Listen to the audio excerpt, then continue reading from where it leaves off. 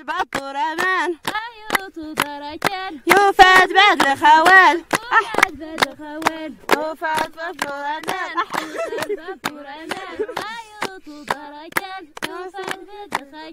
ولات بعد الخوال. Octobre 2015, Maroc. La caravane, la Marhaba, qu'on peut traduire en tamazirt par la caravane de l'amour, se rend dans les villages du Haut-Atlas, dans la commune rurale de Tidili, en pays amazigh ou pays berbère. Elle est organisée par l'association des auberges de jeunes de Ouarzazate et se compose d'une trentaine de personnes, pour l'essentiel des artistes marocains, musiciens, chanteurs, clowns, cinéastes, photographes. S'y ajoute un petit groupe d'artistes français, invités par l'association française partenaire, La Nomadine.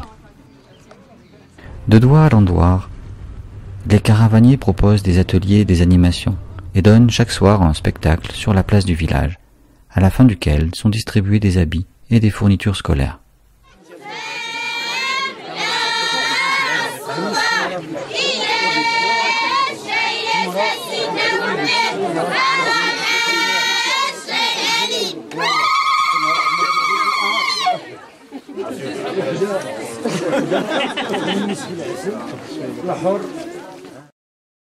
Qu'est-ce qui me pousse à organiser la caravane Mhabba?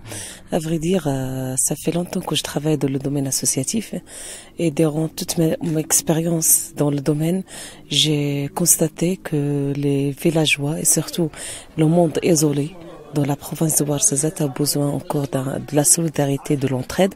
Alors j'ai pensé pourquoi pas moi seule, mais avec mes amis, surtout Monsieur Saïd Gougaz et aussi mes amis artistes comme Hassan Alioui, Saïd Wardaz et Mustafa Obrik qui m'ont vraiment encouragé de faire cette marche-là. Et alhamdulillah, depuis 2007 jusqu'à aujourd'hui, 2015, toujours la caravane Mhabba déroule dans le monde isolé de la province de Ouarzazate.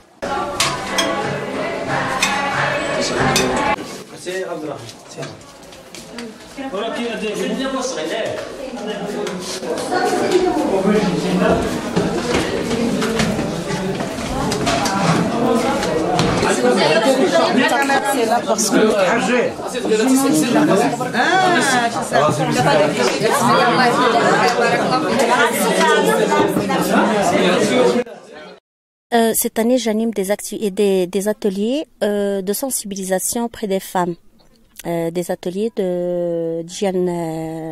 d'hygiène, de la planification familiale, tout ce qui est féminin, tout ce qui est approprié vraiment à la femme. Le travail qui est fait par exemple par Bouchra auprès des femmes sur l'hygiène intime, sur la contraception, sur le contrat de mariage, c'est sans prix. Mais c'est tellement important. Est-ce que...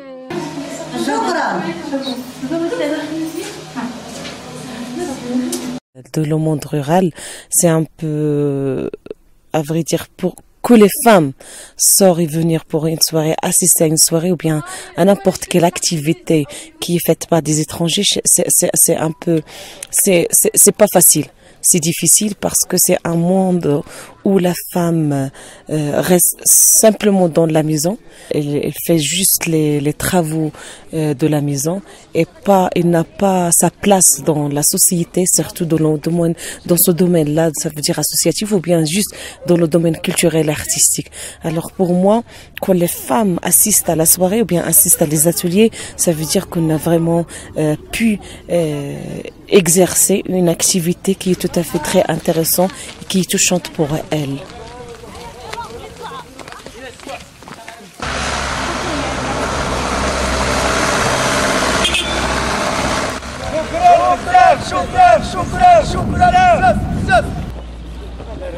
لاموني عليك قالوا لي ننساك كي ندير ننساك وعقلي راه معاك Vraiment, il y a une volonté forte de la femme marocaine pour changer, pour évoluer, pour se révolter sur des lois, sur des coutumes, sur des choses qui discriminent la femme. Donc, et là, on trouve beaucoup de femmes qui font diverses fonctions, qui ont cultures différentes, des Marocaines, des vraies Marocaines, et qui font des travaux et des activités comme si des caravanières, des associatifs.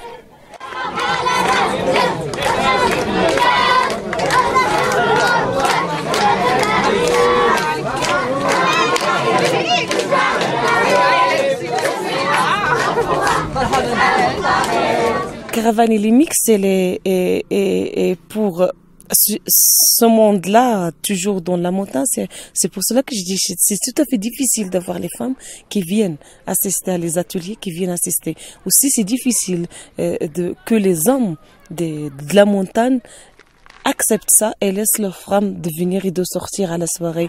Mais l'animation de la caravane, ce qu'on donne à ces gens-là, ça veut dire l'animation, les ateliers qu'on donne durant la journée, c'est pour cela qu'on entre la matinée et on reste jusqu'à le soir, on fait la soirée. On prépare la population à la soirée parce qu'il y avait des ateliers artistiques, différents ateliers artistiques où leurs enfants participent. Et par les enfants, ça veut dire c'est les enfants qui encouragent leur maman et leur papa de venir pour la soirée. Parce qu'ils étaient avec nous durant toute la journée. Alors quand elles partent, aussi la participation de leurs enfants et de leurs jeunes dans les soirées qui encouragent les familles qu'ils viennent pour la soirée. On leur a appris que le mariage était la voie. Donc elles se mettent en situation de vouloir se marier. Il y a encore beaucoup de mariages, on ne dit plus forcés, mais on dit arrangés. Mais enfin, c'est un petit peu la même chose. Avec beaucoup de divorces, c'est l'une des conséquences.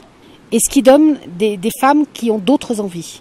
Des femmes marocaines qui ont envie de se construire un avenir et de devenir un je. La force de la femme qui agit. Ça, au Maroc, c'est pas si évident dans des régions particulières. À Ouarzazate, exactement, je trouve Foudoua, qui est une femme de Ouarzazate, elle sort vers l'extérieur, juste à côté, la région et tout ça.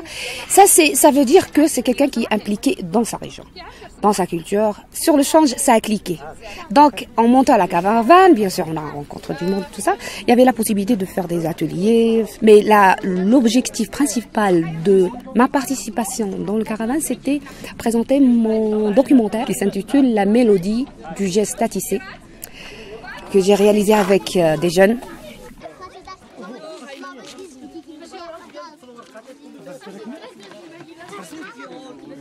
Je suis très très contente, c'est quand je suis arrivée à faire participer les enfants dans leur village, à faire un travail artistique à partir des moyens locaux. Là, j'étais très contente. Les enfants, ils ont créé des espaces, leur maison, mais avec des pierres, des textures qu'on a trouvées sur place, avec de la terre et tout ça. Donc, mais leur donner un savoir-faire avec les moyens qu'ils ont. Là, si on arrive à faire vraiment ça, on implique le jeune à être créatif, mais dans son contexte. أيوزن ما تمازيرت أيوزن ما تمازيرت أوان مرصاني أوان مرصاني أول لغهاتي بدي أول لغهاتي بدي سلاتي مثالي Je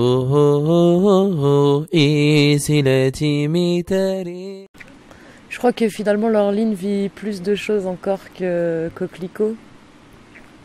Hier par exemple j'ai ressenti le besoin de sortir sans nez, d'enfin enlever les masques sociaux sans mon nez, d'aller à la rencontre de ces enfants qui sont en demande, qui sont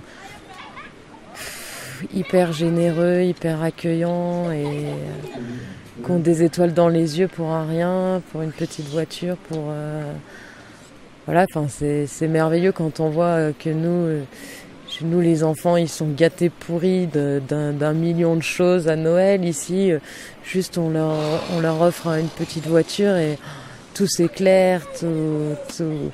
Je crois que le moment le plus à la fois absurde, rigolo, stressant, enfin ça a été tout à la fois hier quand j'ai sorti ces ballons et que j'ai eu 70 mômes qui sont arrivés sur moi. C'était wow!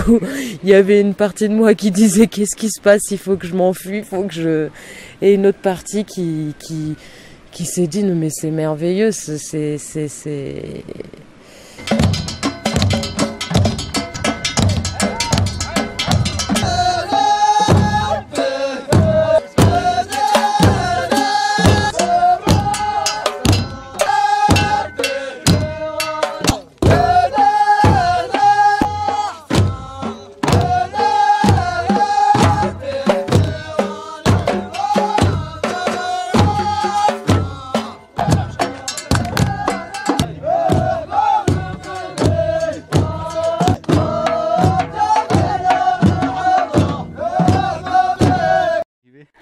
Ça, c'est vraiment un sentiment extraordinaire parce que ça m'a touchée et ça m'a choquée aussi.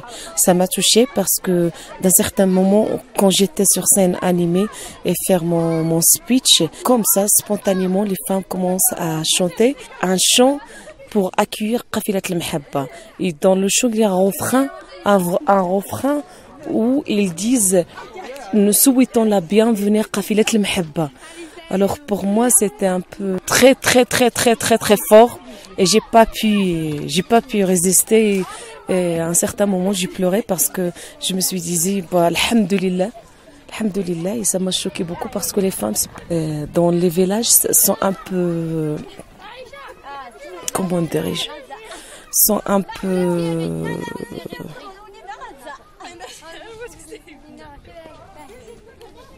j'ai pas trouvé le mot.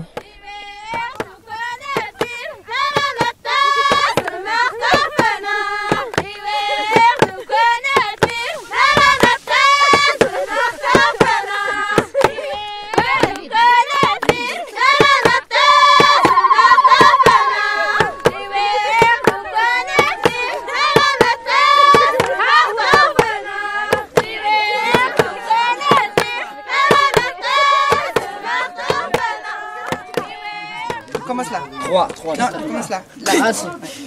1, 2, 3. Oui. Ouais. Oh, bravo. Ouais. Certaines ont pris le chemin d'espérer le prince européen ou américain. Mais de plus en plus, il y en a qui se prennent en main et qui interviennent dans leur communauté. Et ça, je pense que des femmes telles que celles que nous rencontrons dans la caravane Hamarba, telles que j'en ai rencontré bien d'autres, j'ai envie de dire que c'est probablement elles qui vont faire bouger le Maroc. Enfin, bouger le Maroc, est-ce qu'il a besoin de bouger? C'est un peu prétentieux de dire ça, mais qui vont aider à construire le Maroc de demain.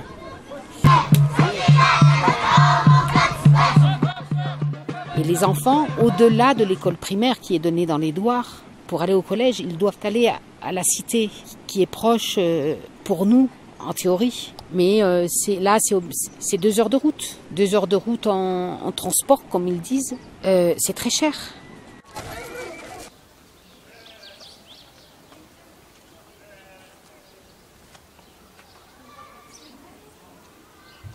L'équipe médicale ici, médecins, infirmiers, ils se donnent complètement, ils croient quand on voit leur relation avec les enfants, quand on voit la douceur qu'ils apportent aux gens.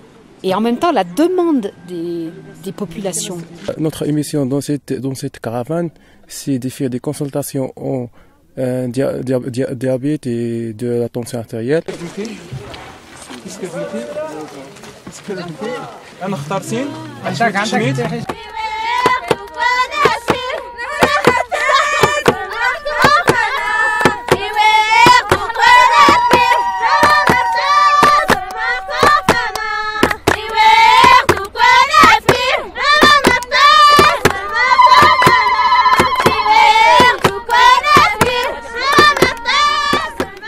plein de petites choses simples qui font se dire, oh là là, quand on va rentrer à la maison, tout va paraître tellement superflu.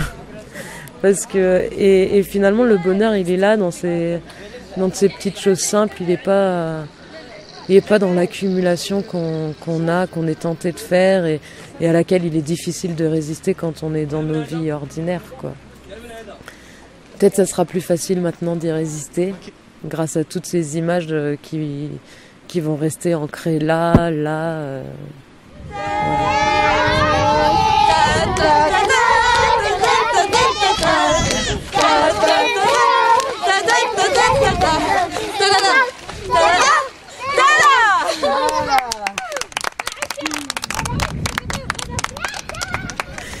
Ouais, c'est magique, même ce qu'on vit dans la caravane aussi, avec les jeunes de la caravane, c'est...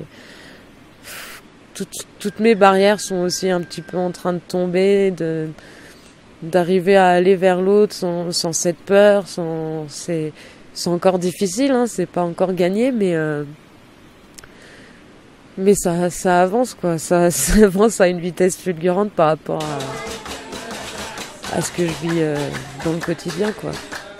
C'est voilà, ces jeunes qui ne nous connaissent pas, qui viennent spontanément, je parle vraiment des jeunes de la caravane, qui spontanément viennent s'asseoir à côté de nous, qui nous demandent si tout va bien. Ouais, il y a une chaleur humaine incroyable.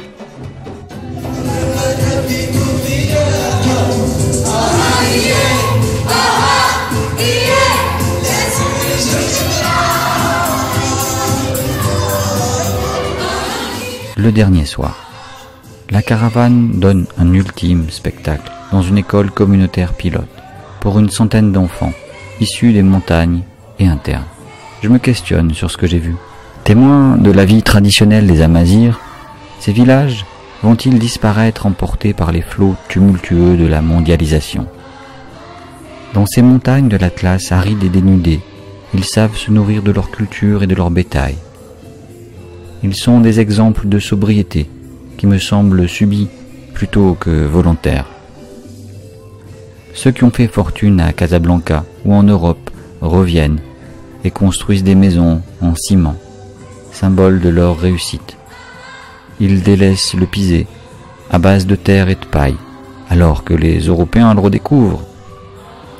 Certains jeunes, rêvant de liberté et fascinés par le consumérisme, veulent rejoindre Marrakech, Casablanca ou l'Europe.